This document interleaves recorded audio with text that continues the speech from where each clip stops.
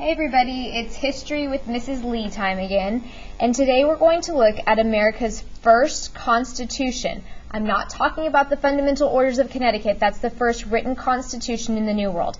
I'm looking at America's first Constitution, which creates the first federal government of the United States post-Revolutionary War, and that is what I call the AOC, or Articles of Confederation. Now, after the American Revolution, the congressmen of the United States decided we have to have some sort of government in charge because we don't have the king in charge of us anymore. But we want to ensure that we don't have a king and we don't have someone or a group of people who would abuse their powers like a tyrant. So they drafted the Articles of Confederation. The AOC at first seems really great because it gives a lot of power to the states, which is something that most people didn't want to lose. They were very worried about losing their individual freedoms. So Articles of Confederation creates really strong state governments. Unfortunately, it comes up with many weaknesses, and it will eventually be replaced by the United States Constitution. The way that we remember the major weaknesses of the AOC is by looking at our hand. We look at the pinky finger to represent a weak central government. Remember I said that another word that could be used for central is national, and another word that could be used is federal. So basically the federal government that is now run in Washington, D.C. today would have been very weak during the Articles of Confederation time period.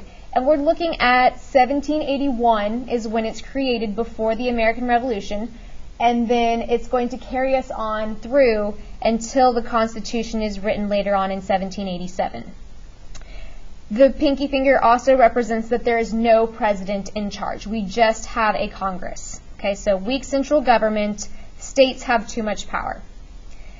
The next weakness of the AOC is represented by the ring finger.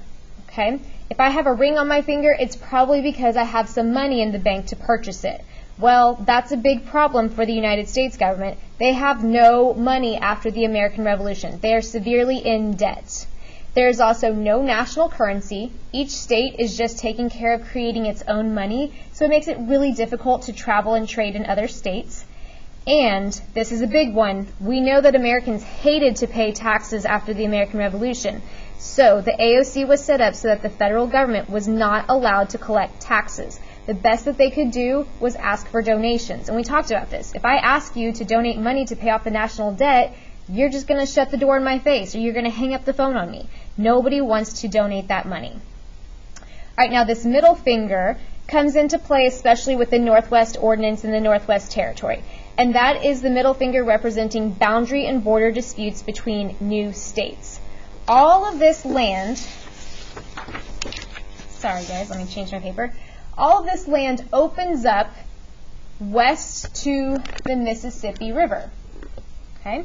So this land that today we would consider Ohio, Indiana, Illinois, Michigan, Wisconsin, and part of Minnesota, this land that touches the Great Lakes, all this land has opened up.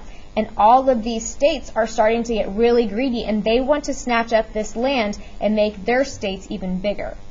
So we say that the middle finger is a weakness of the AOC. It's going to show that all the states are very angry with each other and they want to take over land.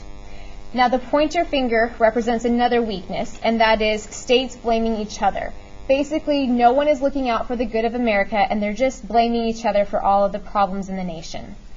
Finally, the last weakness of the Articles of Confederation is the thumb, and that is going to be a definite thumbs down. We are getting no respect from other countries. And think about France and Spain. They lent us all this money and we're not paying them back. So they definitely don't want to be friends with us right now. Okay.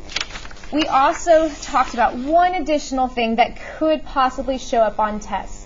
And that is Congress needed 9 states to pass a law, which isn't always super easy, but it's not always super hard either. But the bigger concern is that in order to change a law, Congress needed all 13 states to agree, and we know that it's very difficult to get 100% of the people or a unanimous decision in something. Okay? Now, even though we spent all this time talking about the 5 weaknesses, sometimes STAR test likes to focus on the one strength. So the one strength is best represented by your wrist. It's like the brace. It holds up your hand. It holds up your fingers. Okay? And we said that is going to be representative of the Northwest Ordinance written in 1787. The vocabulary word that we put on our timeline was orderly. And we said that orderly is like organized, there's a step-by-step process, etc. So, Northwest Ordinance, I call it the NWO, is an orderly process for territories to become states. So the federal government says, hey, 13 states, back off. You cannot have any of this land in the Northwest Territory. All of this land is going to be organized, and it is going to have to follow a process so that this land can become future states. Okay? So one of the big numbers that you have to know is that once we get 60,000 people living in a territory, then that territory can apply to become a state. So whenever there was 60,000 people living in this Ohio territory right here, they could apply to America. They could say, hey, America, can we become a state now? And so they have their 60,000. Sure, join America. Okay? The other big thing you have to know with the Northwest Ordinance is that it does not allow slavery in the Northwest Territory. This is going to come into play when we study the Constitutional Convention next week, and we see that delegates are either pro-slavery or opposed to slavery, and they're going to have to come up with a compromise in how they deal with slavery. Okay? So, again, you've got your 5 fingers to represent your weaknesses, and you have your wrist to show the strength of the Articles of Confederation.